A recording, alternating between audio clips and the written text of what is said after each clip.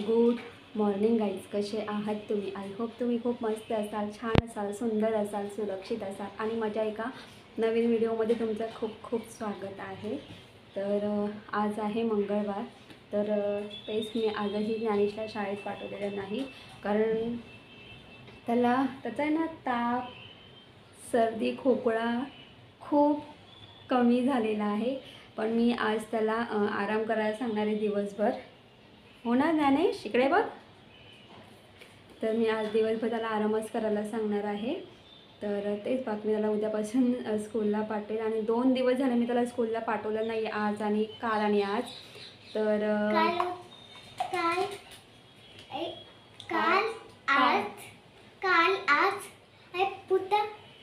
ते उद्या जाणार ना स्कूलला.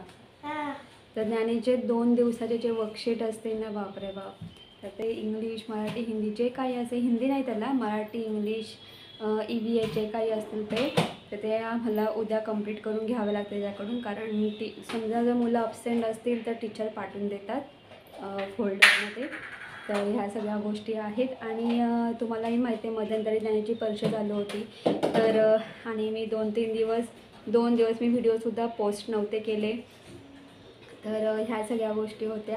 आणि त्याच्यामध्ये माझी खूप सारी अशी छोटी कामं आहे, पण ते खूप सारी कामं होती. तर अशी ती छोटी जी पेंडिंग कामं होती ती मला कंप्लीट करून घ्यायची होती. तर ती आता मी पटापट पूर्ण करून घेते. म्हणजे खूप असे जी छोटी कामं आहेत ना, ते उद्या करेल, परवा करेल, असं करता ती पुढे पुन्हा पेंडिंगच होत चालले. तर आज जी कामं आहेत छोटी ती पटापट पूर्ण करून घेते. तर तेच आहे, बाकी काही नाही. आणि बाकी आमचा आता नाश्ता झालेला आहे. नाश्त्याला मी सिंपल पेयर खाल्लं, पेयर आणि केळी ना ज्ञानेश. तेच. आता कसं वाटतंय? नाही वाटत. बरं नाही वाटत आहे याला. बरं नाही वाटत आहे तुला? मग काय वाटतं? थोडाफार तरी फरक आहे की नाही? नाही. तर ह्या सगळ्या गोष्टी आहेत. 31, 32, 33, हे बोलतोय.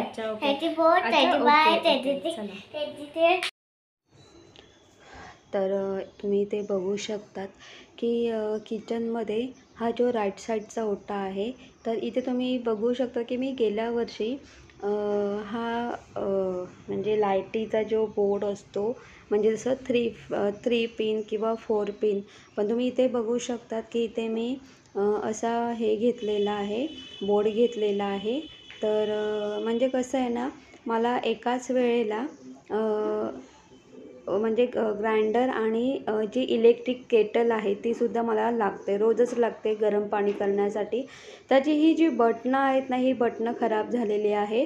फक्त एकच बटन चालू आहे, जो लास्टचा शेवटचा बटन आहे तो. आता हे पूर्णपणे खराब झालेलं आहे, करायचं काय? आणि मला केटल तर डेली यूजसाठी लागतेच, इलेक्ट्रिक केटल. आणि ग्राइंडर तर आपल्याला माहिती आहे, आपल्याला लागतो. मग आता एकाच बोर्डवरती, का तुम्ही इथे बघू शकता, इथे एकच पिन लागू शकते. मग करायचं काय? आता यासाठी मला काहीतरी जुगाड करावं लागेल. आणि मी हा बोर्ड गेल्या वर्षीच घेतला होता. तर पण ठीक आहे, ओके. कारण त्याची वॉरंटी वगैरे काहीच नाही आहे. जर वॉरंटी वगैरे असती तर मी शॉपमध्ये घेऊन गेली असती. तर मी आता हा जो बोर्ड आहे, हा बोर्ड मी पूर्णपणे काढून टाकणार आहे, नकोच आहे मला तो. तर मी तो साईडला ठेवेल. आता यावरती बघा मी काय जुगाड करणार आहे. आणि काही ना काही जुगाड करावाच लागतो, अगदी छोट्या गोष्टींमध्ये. तर तुम्ही इथे बघू शकता, ही 3ही बटणं खराब झालेली आहेत. म्हणजे बंद केली की ती चालूच होऊन जातात, म्हणजे ती बंद होतच नाही आहेत. म्हणजे पूर्णपणे खराब झालेली आहे. हा एकच बटन तो फक्त चालू होतो. तर ह्या सगळ्या गोष्टी आहेत. तर आता हे आपण साईडला ठेवून देऊया. तर इथे तुम्ही बघू शकता मी काय जुगाड करणार आहे. आता मला दोन्हीही पिन लावायचे आहेत, मग करायचं काय? तर केटलसुद्धा आणि ग्राइंडरसुद्धा मला दोन्हीही डेली यूजसाठी तर लागतात. मग करायचं काय? तर इथे बघा मी काय केलेलं आहे. इथे मी हा गोल असे चक्र घेतलेला आहे, हा सुद्धा बोर्डच आहे. आणि इथे मी 3 पिन घेतलेली आहे. तर ही जी 3 पिन आहे, तर ही 3 पिन सर्वप्रथम आपण इथे या बोर्डवरती लावून घेऊया. त्यानंतर ही जी ग्राइंडरची पिन आहे ती मी ह्या 3 पिनला लावून घेतलेली आहे. त्यानंतर हे जे म्हणजे हे जे गोल घड्याळ आहे किंवा तुम्ही काय बोलता मला माहिती आहे, मी याला घड्याळच बोलते. तर हे जे बोर्ड आहे, या बोर्डची पिन मी खाली लावलेली आहे, पण खाली ती अशा पद्धतीने पडते, म्हणून मग तिला मी वरती लावली. अशा पद्धतीने तिला वरती लावली. तर तुम्ही इथे बघू शकतात की माझा हा असा जुगाड आहे आणि ही इलेक्ट्रिक केटलची जी पिन आहे ती मी या बोर्डवरती लावलेली आहे. तर असा हा माझा जुगाड आहे आणि तुम्ही आता बघू शकता मी बटन चालू केलेलं आहे. इथे म्हणजे ग्राइंडर पण चालू आहे आणि आपलं इलेक्ट्रिक केटल पण चालू होऊन जाते. तर ह्या सगळ्या गोष्टी आहेत, तुम्ही बघू शकतात. तर हा माझा एक छोटासा जुगाड होता आणि ना मला जुगाड करायला खूप आवडतं. म्हणजे किचनमध्ये समजा भांडी किंवा काय ॲडजस्ट वगैरे करायचं असेल ना, तर मी भांड्यांच्या बाबतीत किंवा या सगळ्यांच्या बाबतीत मी अशा पद्धतीने जुगाड करते. तुम्ही इथे बघू शकता, इथे इलेक्ट्रिक केटलसुद्धा आपली चालू होते आहे. तर आणि मुळात म्हणजे ना माझी जागा खूप कमी झाली म्हणजे माझी जागा मला खूप म्हणजे यूज करण्यासाठी मला जागा बरीचशी मला जागा भेटली. कारण ते मोठा जो बोर्ड होता त्याने खूप जागा अडली जायची, पण आता तसं काही नाही आहे. तर ह्या सगळ्या गोष्टी आहेत.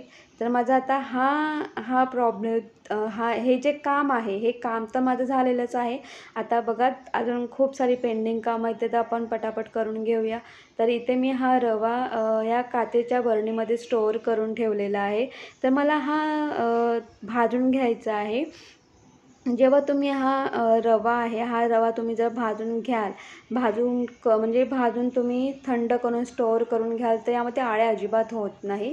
म्हणून आणि नेहमी मी जेव्हाही रवा आणते ना, तेव्हा मी नेहमी हा रवा आधी भाजते आणि मगच थंड करून मग स्टोअर करून ठेवते. ते मी कढई घेतलेली, गॅस ऑन केलेला आहे आणि हा रवा आपल्याला मंद गॅसवरती भाजून घ्यायचा आहे. आधी पहिले स्टार्टिंगला 5 मिनटं मोठा गॅस करा, मग छान भाजून घ्या. त्यानंतर गॅस बारीक करा, मंद गॅस करा आणि मंद गॅसवरती हा जो रवा आहे छान मस्त भाजून घ्यायचा आहे आपल्याला. अगदी वास येईपर्यंत भाजून घ्यायचा आहे आणि भाजून झाल्यानंतर हा रवा आपण एका ताटामध्ये ट्रान्सफर करून घेणार आहोत. आणि तर इथे मी अशा पद्धतीने हा रवा ट्रान्सफर करून घेतलेला आहे. बाकीचा जो रवा आहे तो मी कढईमध्ये म्हणजे ट्रान्सफर करून घेतलेला आहे. हा रवासुद्धा आपल्याला छान मस्त मंद गॅसवरती भाजून घ्यायचा आहे. तर इथे मी पूर्णपणे हा जो रवा आहे पूर्णपणे मी भाजून घेतलेला आहे. हा रवा आपल्याला पूर्णपणे थंड करून घ्यायचा आहे आणि थंड करून झाल्यानंतर आपल्याला पुन्हा एकदा काचेच्या बरणीमध्ये स्टोअर करून ठेवायचा आहे. आता स्टोअर करताना बघा मी काय केलेलं आहे, काहीतरी जुगाड तर करावाच लागतो. तर बघा मी काय जुगाड केलेला आहे. तर इथे माझ्याकडे एक फुंजन आहे. तर या मी फुंजनचा वापर करणार आहे, कारण हा रवा बरणीमध्ये ओतताना बाहेर पडतो.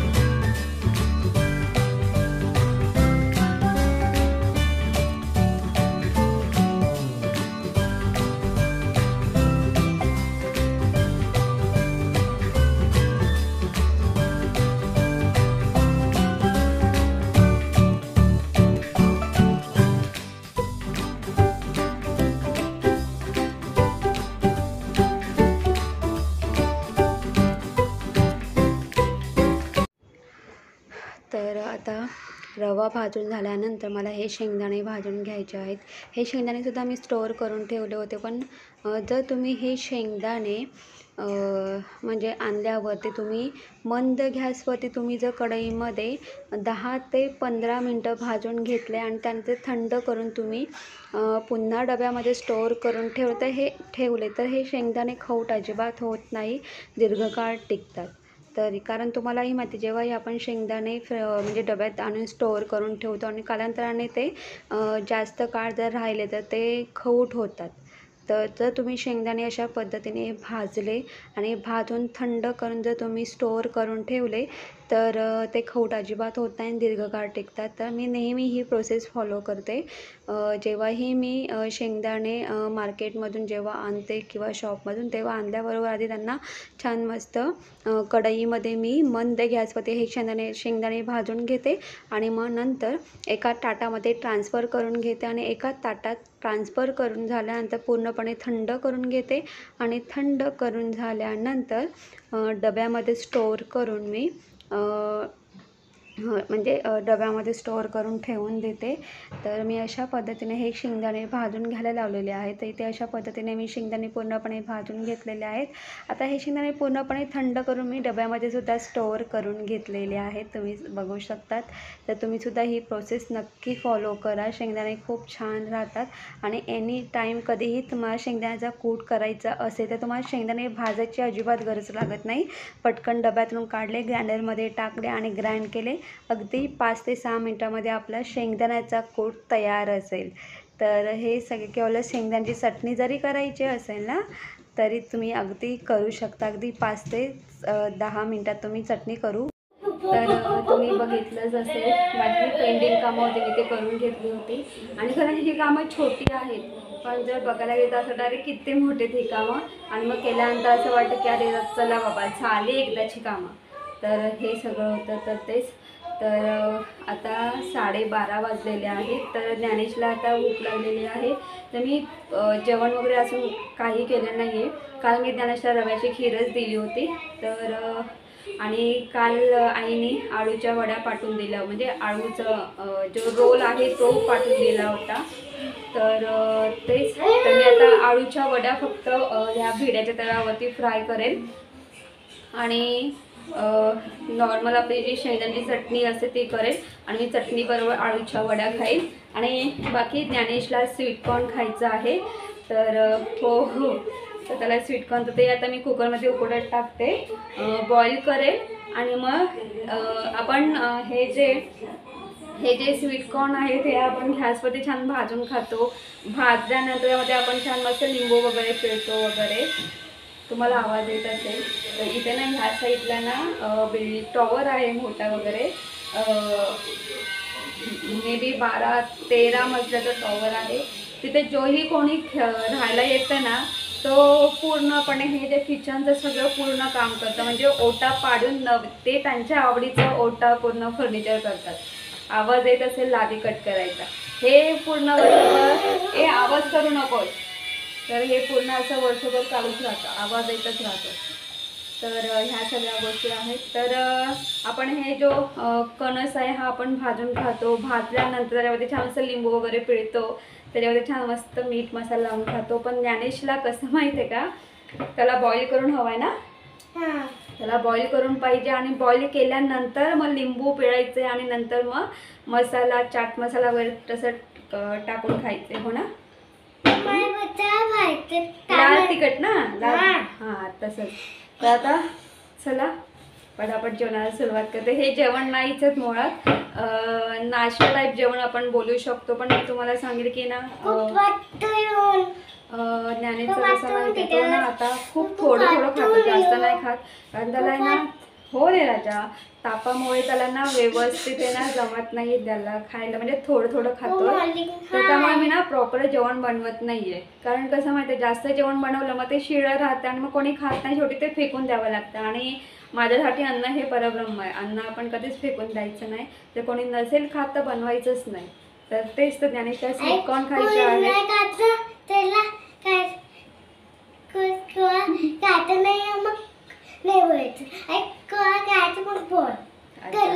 तर तेच पटापट खाण्यासाठी मस्त मसाला स्वीटकॉर्न तयार करते.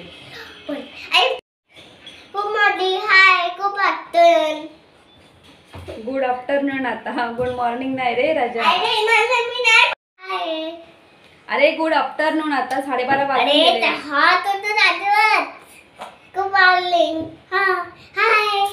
अरे गुड मॉर्निंग नाही रे राजा. अरे बोल करते ओके बोल. गुड मॉर्निंग, हाय, गुड आफ्टरनून, हाय. मी इथे आळूच्या वड्या छान मस्त फ्राय करून घेतलेल्या आहेत. तर तुम्ही इथे बघू शकता की माझ्याकडे हे खारे शेंगदाणे आहेत. तर मी आज खारे शेंगदाण्याची चटणी करणार आहे. इथे मी लसूण, मिरची आणि कढीपत्ता घेतलेला आहे आणि यामध्ये मी आज ना लाल तिखट टाकणार आहे आणि मिरची मी फक्त इथे त्यासाठी एकच मिरची घेतलेली आहे. मी शेंगदाणे, कढीपत्ता, लसूण, मिरची ॲड केलेली आहे. थोडंसं मीठ ॲड करायचं आहे. हे खारे शेंगदाणे आहे त्यामुळे मी मीठ कमी ॲड केलेलं आहे. इथे मी 1 चमचा लाल तिखट ॲड केलेली आहे. अजून थोडे ॲड करते आणि छान मस्त ग्राइंड करून घेते. आणि यामध्ये मी थोडंसं पाणीसुद्धा ॲड करणार आहे, पण आधी ग्राइंड करून घेईल आणि नंतर मग थोडं पाणी ॲड करून पुन्हा ग्राइंड करून घेईल. अशी मी चटणी करून घेते ही. तर इथे आपली चटणी तयार झालेली आहे. आता मीला तडका देते छान मस्त व्यवस्थित. इथे मी ही चटणी एका बाउलमध्ये काढून घेतलेली आहे. आता आपण ह्या चटणीला तडका देऊया.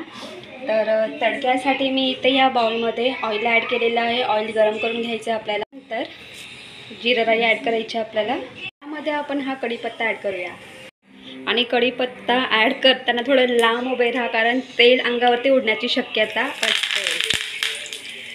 आता आपण चटणीला छान मस्त तडका देऊ. मी गॅस बंद करते.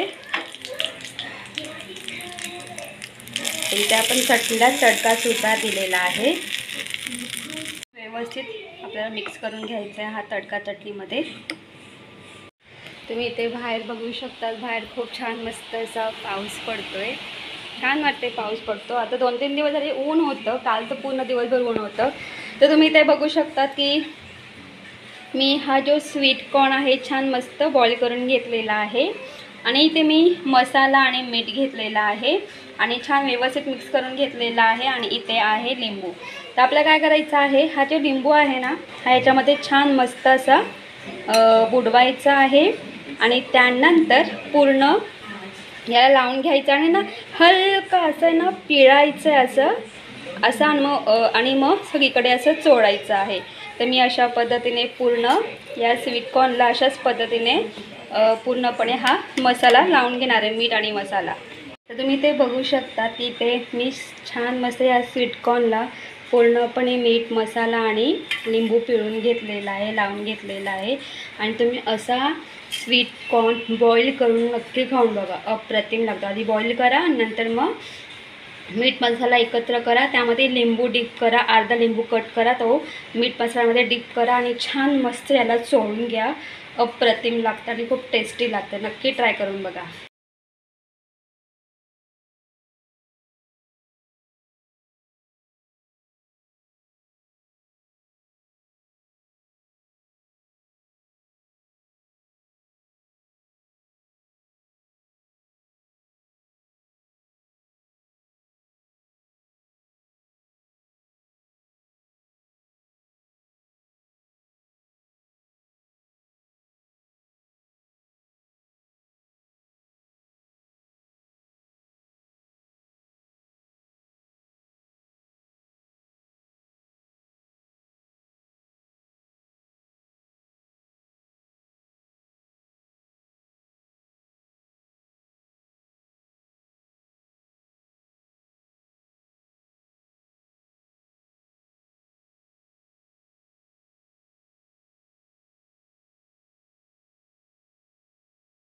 इथे जेवण तयार झालेलं आहे. अगदी नाश्ता टाईप जेवण मी केलेलं आहे. अळूच्या वड्या, चटणी, शेंगदाण्याची चटणी आहे आणि इथे ज्ञानेशसाठी खूप छान पद्धतीने मी अगदी मसाला स्वीट कॉर्न केलेला आहे. हा ज्ञानेशला असं खूप आवडतो. आता आम्ही पटापट जेवण घेतो. गुड इव्हिनिंग गाई. संध्याकाळचे 7:30 वाजलेले आहेत.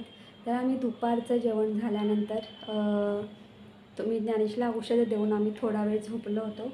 कारण कसं ना, त्या औषधामुळे ज्ञानेशला थोडा वेळ तरी झोप लागते. तर आणि त्यालाही थोडा आराम हवायचा आहे. आणि तो बाकी आता अधूनमधून हलका खोकतो, म्हणजे खोकला बऱ्यापैकी त्याचा बरा होत आलेला आहे. तर आणि त्याचा 5 दिवसांचा डोस आहे. 5 दिवसामध्ये तो व्यवस्थित बरा होईल. पण मी त्याला उद्यापासून स्कूलला पाठवणार आहे, कारण जास्त दिवस खाडे करून नाही चालणार. तर या सगळ्या गोष्टी आहेत. तर तेच. आणि बाकी आता संध्याकाळी नॉर्मल मी त्याचा अभ्यास घेणार आहे. तर त्याला आता मराठी सब्जेक्ट आहे, तर त्याची मला म्हणजे पूर्ण त्याच्याकडून ते सगळं आई ख ख सगळी 12 खडी लिहून त्याला सगळं व्यवस्थित ते सगळं करून घ्यावं लागणार आहे. कारण आता कसं माहिती आहे, पहिली दुसरी तिसरी या 3 सब्जेक्ट त्याला फक्त ओरल असणार आहे. पहिली आणि दुसरीला फक्त ओरल असणार आहे. तिसरीला मला माहिती नाही, म्हणजे 3rd स्टँडर्डला नक्की काय ते आपल्याला माहिती नाही आहे. पण 1st आणि 2nd स्टँडर्डला त्याला फक्त मराठी ओरलला आहे, रायटिंगसाठी नाही आहे. पण त्याला पुढे रायटिंगसाठी मराठी हा सब्जेक्ट असणार आहे. तर आपण आधीपासून त्याची तयारी करून घेतलेली चांगली असते. तर तेच त्याच्याकडून आता मी ते सगळी रिव्हिजन करून घेते. तर ह्या सगळ्या गोष्टी आहेत. आणि बाकी संध्याकाळी जेवणाचं जर बघायला गेलं तर आळूच्या वड्या आहेत त्या पूर्णपणे संपलेल्या नाही आहेत. आणि बघू ज्ञानेशला काय, कारण ना त्याचं ना थोडं खाण्यासाठी असं तर पोट भरून खात नाही, अगदी थोडं थोडं खातो. तर बघ मी त्याच्यासाठी जर केली तर मग रव्याची पेस्ट करेल. आणि काल मी रव्याची पेस्ट केली होती, त्याला ती खूप आवडली आणि लिटरली ती सगळी संपली. आणि संपल्यानंतर मला बोलतो, मम्मी अजून रव्याची पेस्ट आहे का, मला देशील का. तर मी ते बाळा ती संपली. तर बघेल मी आता त्याला रव्याची पेस्ट देईल करून, त्याला ती खूप आवडली. त्याच्या भाषेमध्ये ती रव्याची खीर आहे, हो ना. पण ते गुळ टाकू नको. गुळ नको टाकू, नको मग तर साधी देऊ. हां. तर त्याला साधीच हे करायचे. तर तशी मी त्याला रव्याची पेस्ट देणार आहे करून. तर हेच आहे. बाकी नंतर मग आम्ही जेवून झोपून जाऊ. कारण उद्या 2 दिवस मी सुद्धा आणि ज्ञानेश आम्ही दोघांनी खूप आराम केला आहे. तर आता उद्यापासून सगळं डेली रुटीन सुरू होणार आहे. ज्ञानेशची शाळा, त्याला शाळेत नेऊन सोडा वगैरे ह्या सगळ्या गोष्टी आहेत. आणि बघू कसं काय ते वगैरे. तर तेच गाईस, मी हा व्हिडिओ इथे सेंड करते. तुम्हाला माझा व्हिडिओ कसा वाटत आहे कमेंट्स करून सांगा. जर तुम्हाला माझा व्हिडिओ आवडला तर माझ्या व्हिडिओ लाईक शेअर करा. आणि माझ्या चॅनलवरती नवीन असेल तर माझं चॅनल सबस्क्राईब करायला अजिबात विसरू नका. तोपर्यंत बाय बाय, टेक केअर. तुम्ही तुमची काळजी घ्या. Bye bye. Bye bye. Good night. उद्या कुमारी बोला. आणि आज एक महत्त्वाची गोष्ट तुम्हाला सांगते. इकडे बघ, उभा राहा ज्ञानेश. काय हां, ई कर ई. आज ज्ञानेशचा ना दात पडलेला आहे, पहिला दात पडला त्याचा, हो ना. मग कसं वाटतं दात पडला की. आणि ना ते टी व्हीवरती ना एक कार्टून लागतं. त्या कार्टूनमध्ये ना ते पेपा. हां पेपा. तर पेपा बोलतात का. हां. तर ते पिगीचं हे कार्टून येते. पिगी पप्पा, piggy mummy, piggy sister, piggy brother असं आहे. तर ती छोटी मुलगी आहे ना, तर तिचं ना एक दात तुटतो. तर मग ती काय करते, तुटल्या दात ती तिच्या तो दात असतो तो तिच्या कुशन खाली ठेवते. तिचं असं म्हणणं असतं की दुसऱ्या दिवशी आपला एक नवीन दात येईल आणि आपल्याला एक खूप छान मस्त असं गिफ्ट भेटेल. तिला असं, त्या लहान मुलीला असं वाटतं. आणि ती लिटरली तसंच करते, ती खाली तो दात ठेवते आणि मग तिला दुसऱ्या दिवशी तसं गिफ्ट मिळतं. तर याने सुद्धा काय केलं होतं, तर दात तुटला ना, तो आधीपासून हलतच होता. तर तो असा हलवायला गेला, तो हातातच आला. याने काय केलं, तो दात आहे ना स्वच्छ धुतला, ब्रशने घासला त्याला. आणि तो दात आहे ना, तो असं क्युशन खाली ठेवला त्याने. तर मी त्याला सांगितलं, बाळा जेव्हा ही दात तुटतो ना, तेव्हा तो एकतर दगडाखाली ठेवायचा असतो किंवा मातीमध्ये पुरायचा असतो. कारण पूर्वीच्या काळामध्ये दात जर तुटला ना, तर तो दगडाखाली ठेवतो आपण, नाहीतर मग मातीत पुरतो. तर मी त्याला ते सांगितलं, बाळा ते फक्त कल्पना आहे, काल्पनिक आहे. पण खरं म्हणजे दात दगडाखाली ठेवतो आणि किंवा मातीमध्ये पुरतो. तर मी त्याला सांगितलं, आपल्याकडे दगड पण नाही, माती पण नाही, तो डस्टबिनमध्ये टाक, हो ना. हो, पण मला काय मिळालं. अरे मग तुला जेव्हा क्रिसमस असेल तेव्हा तुला क्रिसमस देईल ना छान मस्त गिफ्ट. काय देते मला कुठे काय देते. बघू नंतर तुला कुठे गाडी द्यायची ते.